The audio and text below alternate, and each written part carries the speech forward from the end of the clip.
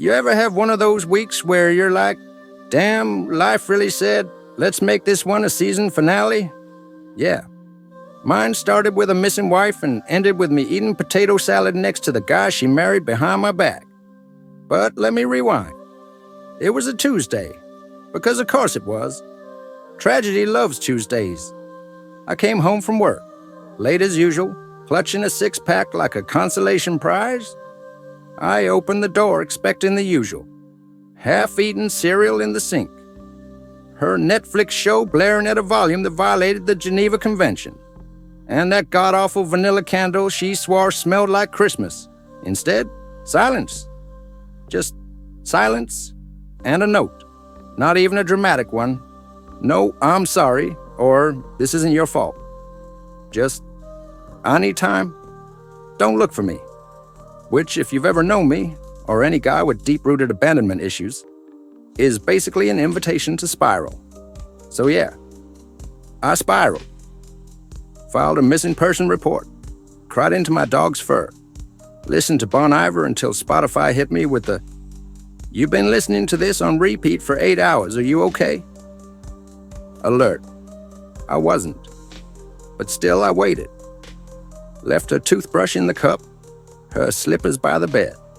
Like maybe she just got lost. Or abducted by kindly cult members who believed in gluten-free enlightenment. Every knock on the door, hope. Once it was a Girl Scout. I bought 20 boxes of Thin Mints and ate them like grief therapy. That was year one. Full on denial mode. I convinced myself she'd come back. That she'd find herself and realize I was her personal GPS. Spoiler, she didn't. Then came year two. Bargaining, the yoga phase, maybe I just need to align my chakras and phase. I journaled, did breathing exercises, talked to my inner child. He told me to get tacos and stop crying at dog commercials. I went on dates. One girl asked if I believed in aliens during the appetizer. I said no. She said I lacked imagination. I said she lacked a grip on reality. She blocked me before dessert. Year three, rage. Like true primal, throw a pillow at the wall kind of rage. I hope she was stepping on Legos daily. That her new shampoo gave her scalp irritation. That her plants died slowly and dramatically. I deleted our wedding photos. Well, most of them. I kept one. For spite or closure. Or maybe I just liked how I looked in it. By year 4, I had mellowed. Sort of. Grew a beard. Started baking sourdough. Adopted a second dog and named him Karma. Life was manageable. Until one night, around 2 a.m., I made the dumbest mistake possible.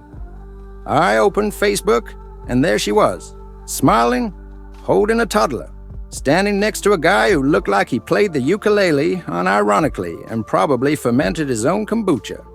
Caption said, "So proud of my little family." My little family? You ever choke on a Pop-Tart? I have. That night, right there on my couch, because apparently my missing wife hadn't been missing. She had been rebranding. I didn't message her, or him, or anyone. I did something worse. I showed up. Yeah, like a rom-com, but with significantly more trauma and fewer umbrellas. I found their address through her sister's tagged photos. I know, creepy, but grief gives you weird Google powers. So there I was, standing in front of a pastel blue house with wind chimes and a flamingo in the yard, like some kind of suburban horror villain. She opened the door. She froze, then smiled, and said, "You look good. You look good, lady. You ghosted our marriage and started a family like it was a side quest.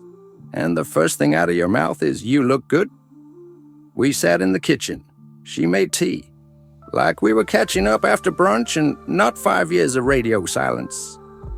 She said she left because she felt invisible. That she needed to reset. Apparently, ghosting your husband is cheaper than therapy. She didn't mean to start a new life. It just happened. Yeah, just happened. Like flat tires. or catching feelings for your yoga instructor. The guy, honestly, infuriatingly decent. He offered me banana bread. Banana. Freaking bread. Their kid, not mine by the way, was adorable. Looked nothing like me. Thank God. I'd have sued fate for emotional whiplash if it had. I left without yelling, without flipping the table. Just stood up, said, "Thanks for the tea," and walked out. Got in my car, turned on the radio, and laughed. Because what else do you do? Cry? Been there. Yell, done that. At some point, all you've got left is sarcasm and a half-functioning sense of humor. It's been 7 years now. I'm good, really. I've got a dog named Waffles. A girlfriend who believes in aliens. Go figure. I've learned how to detach emotionally in under 10 seconds. It's basically my superpower. Do I regret marrying her? Number. Do I regret not seeing the red flags? Maybe.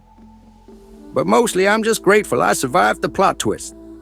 Sometimes closure isn't an apology or a final conversation. Sometimes it's just a not caring anymore. And no, I never returned her slippers. Screw her slippers.